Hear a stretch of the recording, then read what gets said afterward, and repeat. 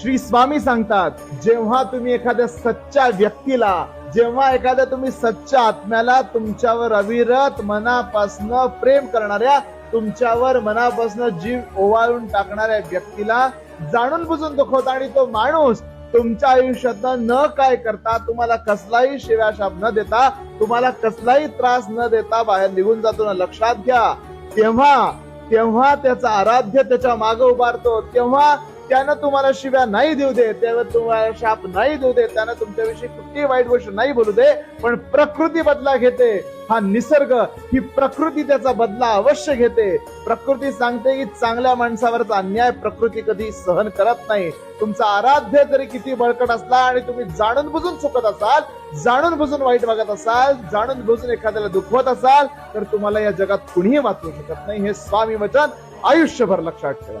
Shri Swami Samarth.